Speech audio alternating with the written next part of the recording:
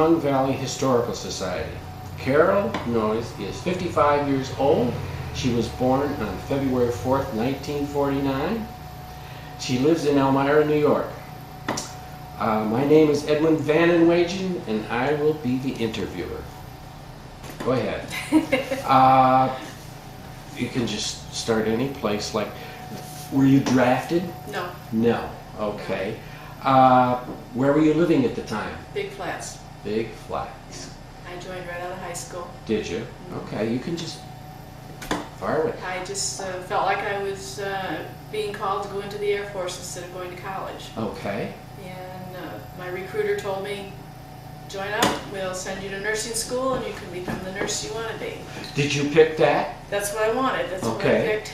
So they sent me to Biloxi, Mississippi and put me in base supply.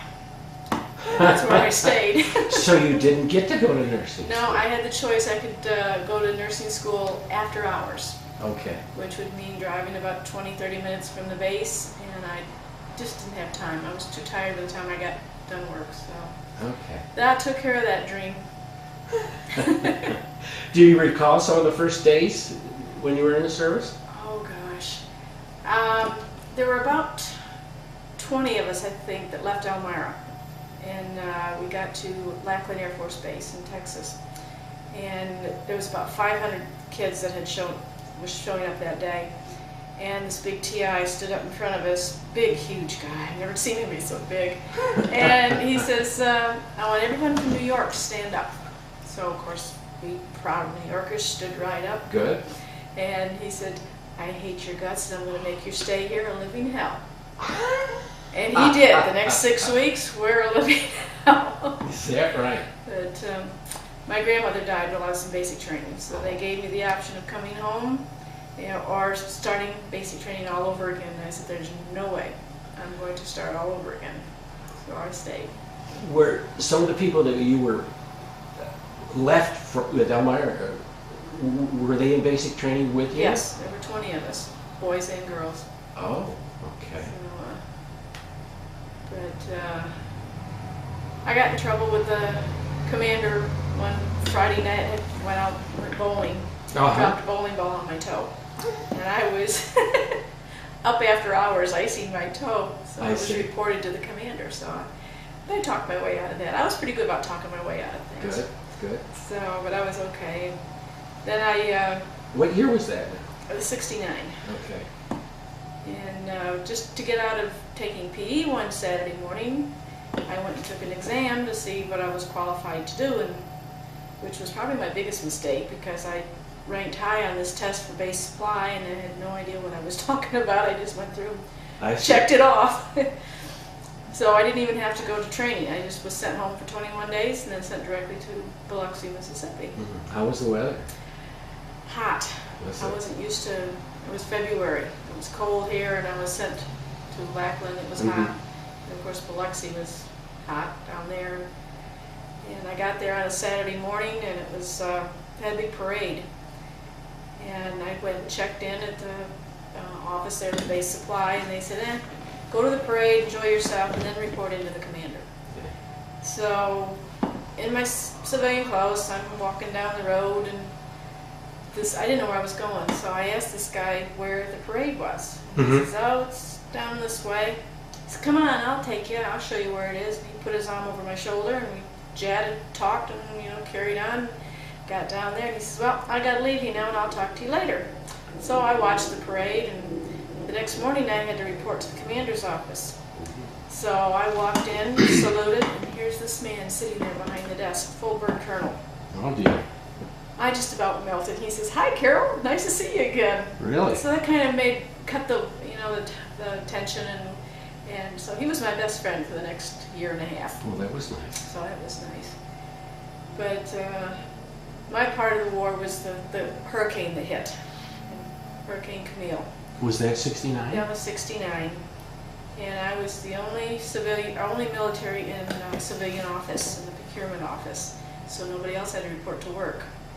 And there was no power, so I ran the computers all by hand. Oh my goodness. Did all the base ordering, everything was destroyed, so everything. You must have had auxiliary power. It was all hand powered. It was the original filing cabinets were cranks, and it was just whatever level you wanted, you would just crank that level up, and all the cards were there. Whatever you needed to order, you have to take that. You have to through the punch card machine and go through this, and then call in the orders. That's interesting. And it was long hours because nobody else. There was one guy there that he was a sergeant, but he'd been booted down to airman so many times that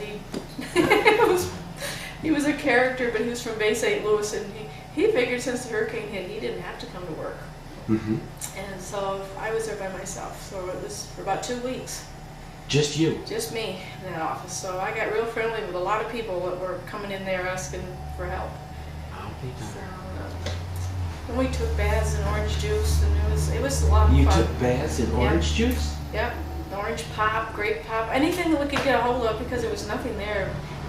Mom's, when she tried to find out, if I was okay, the Red Cross said that Biloxi looked like a lumberyard, or Keesler looked like a lumberyard. There was nothing left of it. But we had concrete barracks, so we were okay in the barracks. But all the rest of the buildings were destroyed. All the trees were down, and the shrimp boats were up in the roads. It was amazing. These huge mansions were completely torn to pieces, but these little shanties, not touched at all. It was just, of course, the beach, everything on the beachfront was destroyed. So it was an experience I don't ever want to live through again. Well, how long were you there? I was only in a year and 8 days, because at that time you could be married, but you couldn't have children.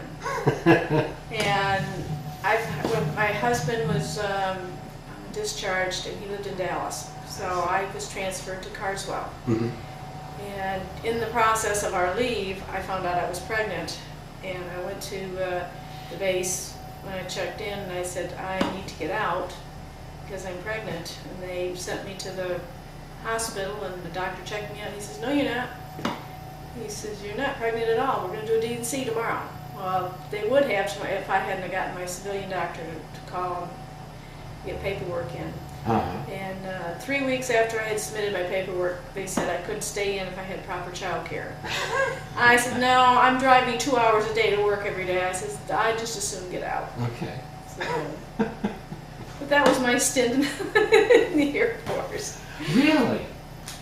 Now, did you get any citations or medals, or you must have received something? No. No? No. In fact, I always wondered why I didn't, because I felt like I put up a war during the hurricane, but then I wasn't recognized. I was thanked. My commander friend, he thanked me for everything I'd done for him.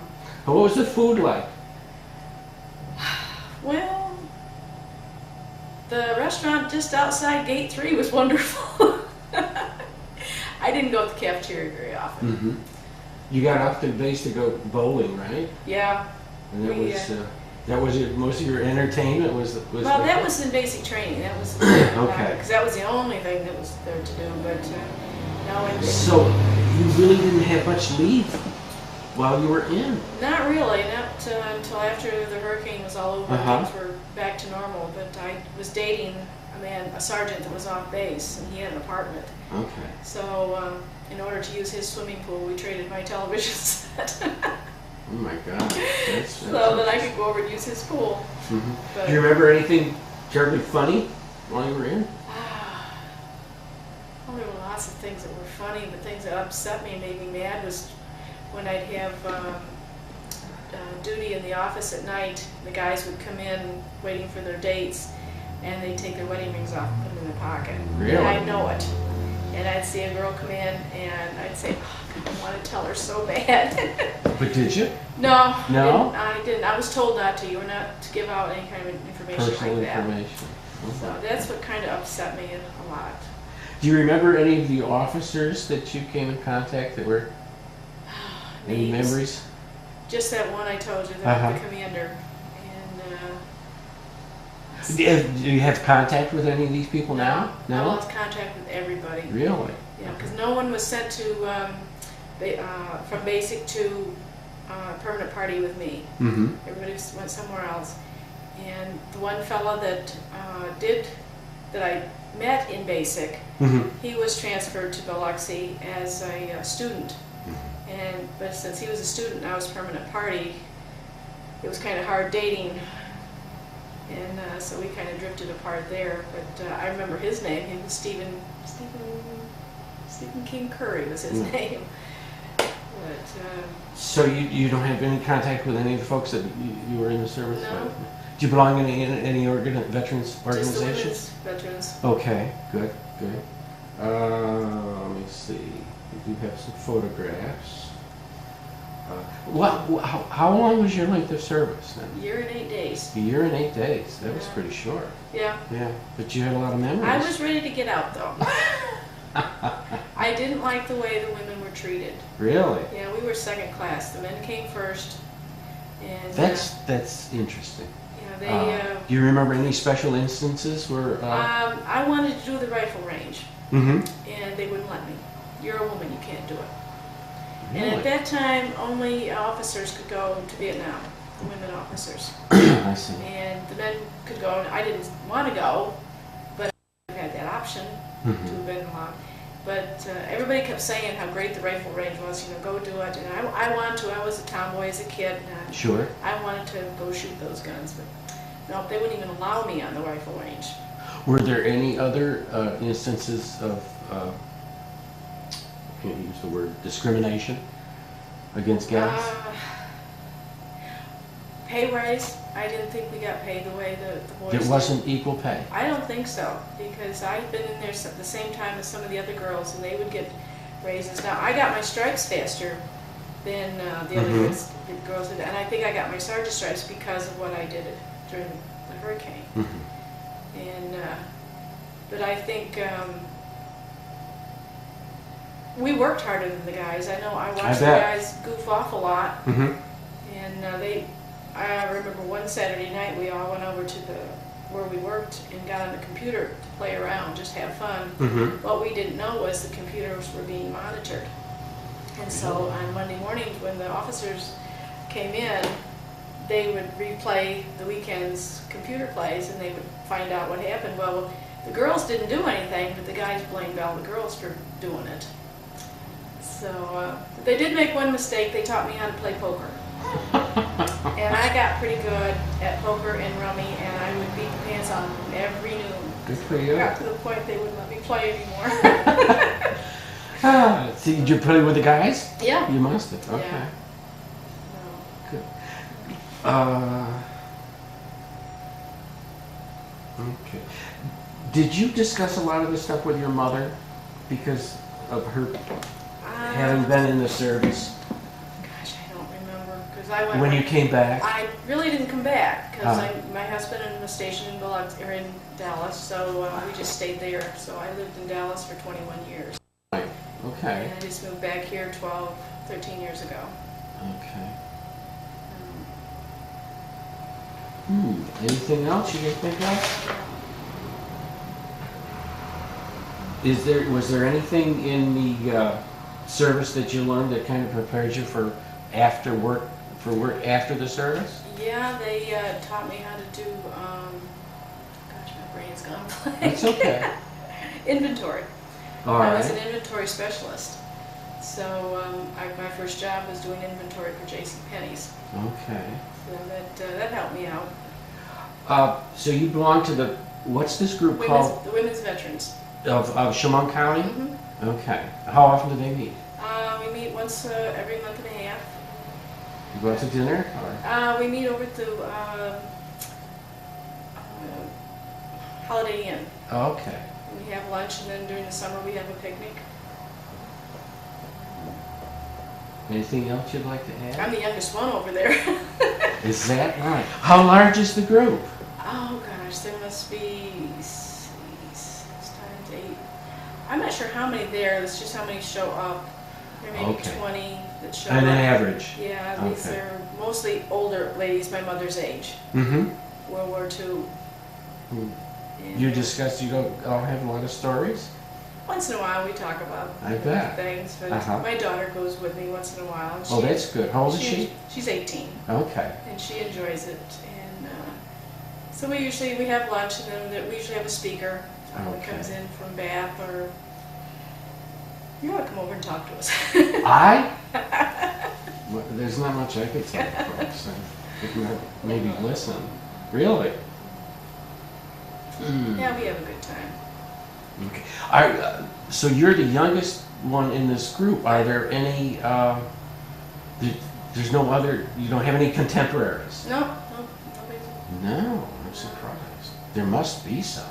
Yeah, we keep trying to get new members. I mean, it doesn't cost anything to join. Right. And I have a lady that works with my daughter. She's older than I am, but we're trying to get her to come. I don't know, it's whether people my age just don't know about it. Well, maybe that's it. Do they put out a periodical or anything to let people know that this organization it's in the paper once is? in It? a while. Okay. Yeah. And we do the parades and things, so people know that we're out there. Do you still have your uniform? No, I lost everything. In the flood or? No, it was when we moved from one home from Dallas to Albuquerque.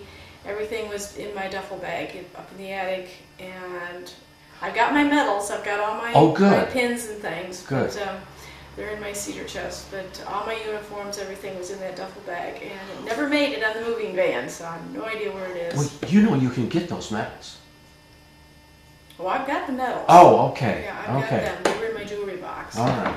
So I've got all those. So, what was your uniform like? we had three. We had just basic blue pants and a light blue shirt. You didn't have a skirt. Yeah, so we had a dark skirt and then a light blue shirt with a blue jacket and a kind of a V-shaped tie and two different hats, a straight hat and then a regular hat, and high heels. Which I only wore them once. So how high were they? Oh, they were about that high. Really? I think they put them on us on purpose so they knew we wouldn't walk too far. We had leave on Lackland, and it was just, I think, a year or two after the hemisphere, the World's Fair had been there, so they let us go, but we had to have those heels on. And if you're caught without the heels, you were going to be in trouble. So we didn't walk around too much. We sat around a lot because those shoes hurt. Well, you didn't get to wear them that often. No, we never wore them. I see. We were issued them and we wore them once and that's it. They got put in my closet or my trunk and I never wore them again. How often did you have to stand inspection? Or kind of like Every day. Every day. All the time you were in the service? Yeah, every day we had to stand inspection and our room was inspected and white glove inspections. You learned to fold your nylons in 1-inch squares. That's interesting. Is that right? Too. Yeah. And of course I was religious and my Bible was never placed under anything. It was always on top. That's interesting. And so when you have to stack things for inspection, it has to be according to height. And I got in trouble every day because my Bible was on top, not where it was supposed to be. I see. So I said, okay. And we ought to have you do a demonstration of folding your nylons. I don't know if I could do it anymore. Really? Because that would be, stuff like that is interesting because kids are going to see this and they have no idea. That took a lot of work. And of course, white glove inspections, they come and they drop a quarter on your bed and it's got to bounce at least a foot high. Foot high? Foot high. So you grab those blankets and you sit on the floor and you pull them and get them under there so they're tight, so they're straight across. And then you drop a quarter and if it doesn't bounce, you pull a little bit tighter. So I always try to get on the top bunk because that was the easiest bunk to do. Have you spoken to any gals that have been in the service since you were in? No. No? Well, I take that back. Yeah, I talked to one girl that was here on leave, and I know she was in her uniform. She was going through Wagner's. And I asked her where she was stationed, and I can't even remember where she was on her way to. Was she Air Force? Yeah, she was Air Force, but I can't remember where she was on her way to, but she was home on leave. And I asked her how she liked it, and she said she was okay. She thought she'd make it her profession. That would be interesting. Compare your experience with hers, how things have changed in equality. I think things a lot have changed. I can imagine. For the good. Yeah. But I enjoyed it, but yet I was ready to get out too. I mean, there was a lot of restrictions that after I got permanent party, that was a lot easier because we got away with a lot more. Looking back, would you have done it again? No. No? No, I think I would have gone to college. And because I had always dreamed of being an OBGYN, Oh. but then I found out how many years it was going to take. Mm-hmm. So I thought, well, I'd be a maternity nurse, and that's what I wanted. So I ended up being a registered day mother and taking care of kids. So I had 78 kids in 21 years. Oh my gosh. That was my profession. So Uh-huh. I think that's what I would have done. It was a learning experience that I Mm-hmm. would You not. share this with your kids? Oh yeah, Good. yeah. In fact, of course, my daughter's a senior, so everybody's after her now. She's getting calls from the Navy and the Air Force and everything, and I said, Kim, don't do it. Really? Go to college, and then if you want to go into anything, go into the Air Force. That's Sure. the easiest branch.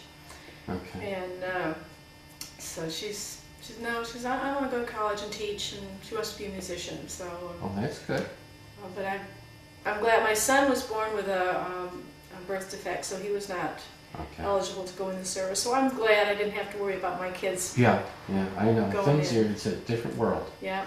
Yeah. Sure, it's a scary world. Mm-hmm. And Kim's music teacher tried to talk her into going into the Army and being or the Air Force and being in the band. Oh. And I said, no. I said, don't do it, because you might say you want to, and it's what you want to do and what they put you in and say you're going to do. Yeah. Could be two different things. I never got based where I wanted to be based. And my ex-husband was in the Air Force for 4 years, and he never left Biloxi, Mississippi. So Is that right? you go where they tell you, and that's it. You Did don't he go- fly? No, he was in base supply too. Okay. What were some of the things in supply that you had to supply? Anything from plane engines to pencils. Really? Yeah, everything went through my office. Lumber and, gosh, parts that I can't even tell you what they went to. But Any ordnance? Yeah, anything. Gun parts. I remember requisitioning some rifle barrels one day and wondering, who are these barrels going to kill someday? Yes, sure. But no, everything went through my office. What was like the largest thing? A tank, I remember. It was One? One tank. It was being ordered. You remember what it was? I don't remember because I never saw it. It was just paperwork that I remember. But the tank was being ordered, and it was being shipped From where to where? To Vietnam somewhere. Just one tank? One tank. That's interesting. And there was... Did most of your stuff go to Vietnam? I think so at that time, in '69. Most everything was going over there. Because we're based all over the world. Yeah, all of our friends that went, I had lots of friends that went, and a lot of them didn't come back. Did you, in supply, did you see any names of people? No. From Elmira or Chemung County or anything like that? No, it was funny because I thought sometime I'd run across somebody that I had come down with, and I never ran across anybody. So I have no idea. Where the 20 of us were just spread out all over the place. And so you're no contact with any of those folks that you went in with? No, I'll be darned. No, I tried on the computer one time a few years ago, pulling up this Steve that I had dated. And because I knew he was a photographer, I knew he had out of New York City is where he lived, and I couldn't even track him down. So possibly he went to Vietnam and didn't come back. I don't know. But we had a lot of our friends. One of our married friends, her husband went and didn't come back. So that was kind of hard because he was my husband's best friend, ex-husband's best friend. And we would get letters back from him saying, the Air Force was supposed to be the easiest branch because, unless you were flying, you were on the ground and you were out of the way. The Army was there, the Marines were there, everybody else was there, but the Air Force did paperwork. Did you fly on military planes? I did when I flew from Biloxi to New York on leave. And I could fly standby, or I could fly, they had a plane that was going. So that was my only time that I was ever on a military plane. Did you have any contact with civilians while you were in the service? Oh yeah, because I was the only military in a civilian office. Oh, see. So my whole office was civilians. and which was fun. But they didn't have access or see any of the military things. Oh yeah. Did they? Yeah. Well, with one secretary that I worked with, she'd been in there for like 20-some years. She was retiring a few years. Mm-hmm. And she was, everybody in my, excuse me, in my office had been there for many, many years. Did anything come through that was marked like top secret? That you couldn't... Yeah, things would come through that were marked, had a big red seal on it that would say top secret. Yeah. And I would have to give the file to this gal, and she would take out whatever information I needed to see. And a lot of times there would be a sheet of paper that would have, this part was needed, but then it was blanked out with black all the way down, that she had done. Did she have more clearance than you did as far as secrecy? Probably. I see. Yeah. Okay. Yeah, I wondered about that. So it was interesting because since I was there by myself a lot, Mm-hmm. a lot of things came through that probably I shouldn't have seen. Really? But at that time, it didn't make any difference to me. It was just paperwork I had to get through. Were your files secured? No. No? No. The door, there was access to... Yeah, I could get anywhere I wanted to in that building. In fact, it was just a wooden building that was across from my barracks. I can imagine things like that have changed a lot Oh since. gosh, yeah. I imagine we went back through, seems like 100 years ago, but we're driving from South Carolina back to Dallas. So we thought, well, we'd drive through Biloxi and just see how things had changed. And we couldn't get on the base. And we told them we had been stationed there and we were just passing through. So we got a permit just to drive through. And we had a certain length of time that we were allowed to be on the base and back off. So, you know, it's completely changed. Buildings had been all redone. And we went back down to the beach because at that time there was nothing on the beach left. Now there are glass front hotels, and why they were stupid enough to rebuild like that. One hurricane came through, there will be another one someday. Yeah. But totally different. Yeah. You seen the movie Biloxi Blues? Yes. Yeah, okay. Yeah. Yeah, there was a show on not long ago that had Biloxi in it. And they were showing the streets. And I was talking to my daughter and I says, I've been there. I know where that is. I remember that. Yeah. And there was a show on not too long ago about Hurricane Camille, just a few weeks ago. And I had my daughter sit down and watch it with me. And I said, Kimmy, I saw that shrimp boat. I saw that barge sitting in the middle of the road. I've got pictures of it.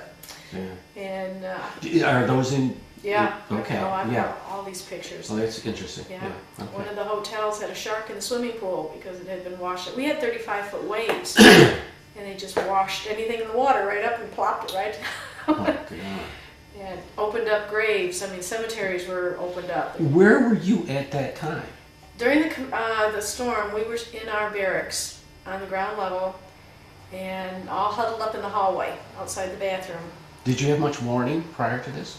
We knew it was coming. Okay. We knew it was coming. We knew about what time it was going to hit, so we got everything latched down as much as we could. Got all the records in the building.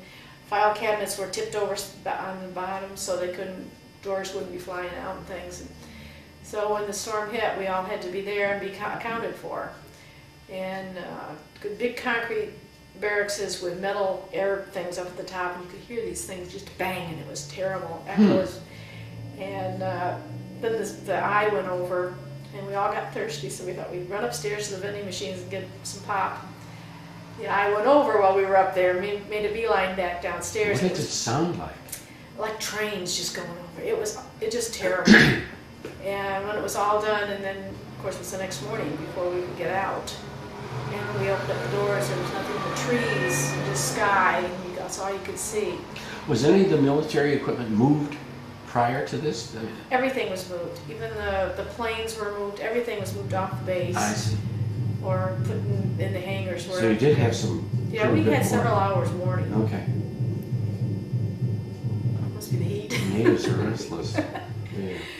Anything else you think about? Oh. Well, there's lots of memories, but things that I just can't bring up. But, that you don't want to talk about? Well, there's some things I don't want to talk about. Okay, well, that's all right. There was a lot of good time, a lot of fun times that we had. I dated my ex-husband and off base, and I was there when McDonald's came out with a Big Mac. Oh, really? Our little restaurant was the first restaurant in the area to have them. So everybody lived on Big Macs for a while. Well, that was kind of fun. Did you see any evidence of segregation? Yeah, rank-wise. I was, Okay. at that time I was an airman first, and you couldn't associate with the officers, of course. And, But I meant color-wise. yeah, Uh-huh. they were put in the back of the lines. We were told, they're taller, they need to be in the back. And I had a friend. Oh, that was the excuse? That was the excuse. You're taller, you walk in the back. Really? And I had one of my friends was black, and we went into a theater down in Biloxi. The military on the base? No, it wasn't on the base. Oh. We had whenever we were off base, we had to be in uniform. Okay. So we walked in, and we were told, she can sit on that side, you sit on this side. In the theater? Yeah. And it upset us so bad we just walked out. I said, if she can't sit with me, then it's no fun being here. Mm-hmm. And on base, things were pretty good because. How about at mealtime? Mealtime, like I said, I didn't eat much in the cafeteria. Mm-hmm. But I noticed most of the cooks and things were black. So whether that was just the jobs they were put in, I don't know. Okay. But a lot of my officers were black. Were they? Okay. And this TI in Lackland, he was black. Okay. So I think there was segregation in geology. The Northerners were treated different than the Southerners. Oh. South was still fighting the war, I think. My ex-mother-in-law told me that the South would rise again. Well, okay, sure will. What was your pay at the time? I got $128 a month. Mm-hmm. Free uniforms, housing was free, and didn't have any bills to pay. So. You were told what to wear that day? Oh yeah, you had. Each day? Yeah, every day you knew what your uniform was going to be. Did you know the night before, or? Yeah. Okay. I knew the night before. And if you showed up in the wrong uniform, go home, get dressed right. Was there any penalty? No. No? Okay. No. Sometimes it wasn't posted the night before what your uniform of the day was going to be. Could you use that for an excuse? Yeah, a lot of times. Did it work? I could talk my way out of most anything. Well, you should have gone into law. I was walking down the street one day, and of course, if you see an officer, immediately you salute. Right. And my saluting is like this, and you can't have it. It's got to be straight. I see. So I would just immediately snap to attention, and they'd stop me every time and say, "Airman, that salute's got to go." They refer to you as airman. Airman. Well, you're airman, or then you're airman Not first air class. person? But you're airman. You're an airman. And I said, I can't do it. I can't do it. So, but I could talk my way out of most anything. Good for you. And that's why I made friends with everybody. I found out it was a lot easier to make friends with your boss than to make him an enemy. 'Cause I couldn't do push-ups. Oh, really? And they would make you get down and do 10, and I couldn't do push-ups, so I made friends. So you took PT with men? Oh yeah. Uh-huh. Yeah, there'd be like 5. Were you measured against them? Oh yeah. I could run the mile every morning. You had to. You knew you had to keep up with those guys, because if you didn't, they would pick on you. Really? Yeah. And marching, it was hard because I was never used to marching. What was the temperature? It was hot in San Antonio. I bet.